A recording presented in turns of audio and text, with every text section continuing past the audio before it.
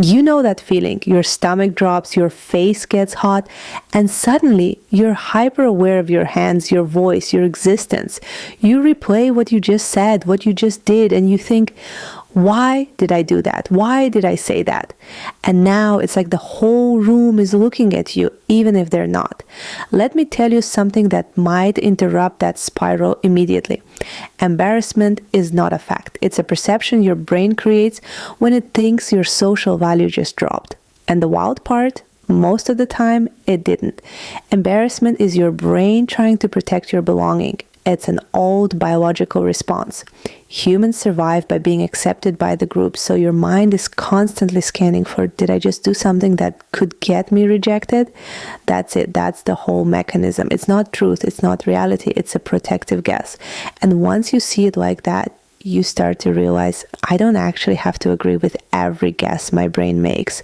Because think about it. How often do you remember someone else's embarrassing moment? Like really remember it, analyze it, judge them for it? You don't.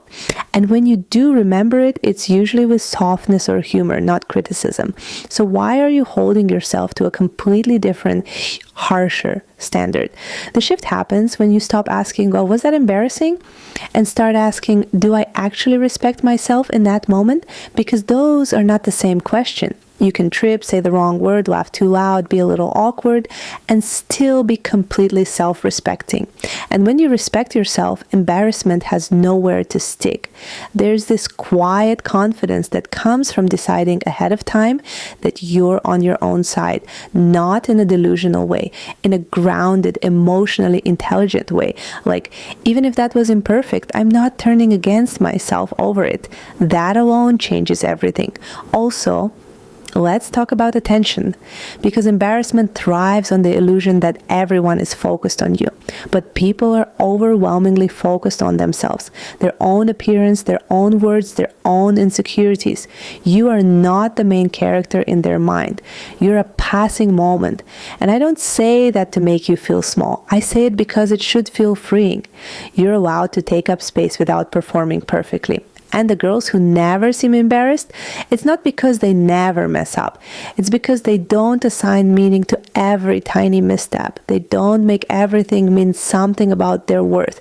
They move on quickly. That's the difference. There's also power in staying in the moment instead of escaping it. When something slightly awkward happens, your instinct is to shrink, to rush, to over-explain. But the most self-assured thing you can do is nothing dramatic. Pause. Smile if you want. Keep speaking. Let it breathe.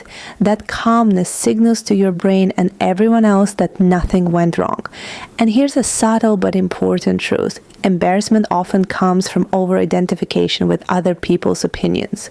You start seeing yourself through their imagined lens instead of your own. So pull yourself back. Ask yourself, what do I think of me right now? Not them. You. If your answer is, I'm still intelligent, still kind, still composed, still me, then why would you collapse over a moment that didn't actually change any of that? You didn't lose value. You had a human moment. And honestly, there's something deeply attractive about someone who allows themselves to be seen without flinching. Not perfect, just unbothered in a grounded way. It reads as self-trust, because that's what this really is. Embarrassment fades when self-trust grows. When you trust that you can handle a moment, you don't fear the moment. So you stop avoiding things. You speak more freely. You laugh without checking yourself. You exist without constantly editing. And that's when people start responding to you differently, not because you became flawless, but because you became solid. So the goal isn't to never be embarrassing. That's impossible and honestly a little boring. The goal is to become someone who doesn't abandon herself when something slightly off happens. Someone who stays, who smiles internally and thinks, that was human, I'm still good. And once you lock that in, embarrassment stops being this big consuming experience and starts being a fleeting sensation that passes right through you. You don't need to be perfect to feel unembarrassed. You just need to be on your own side consistently. Love you no matter what.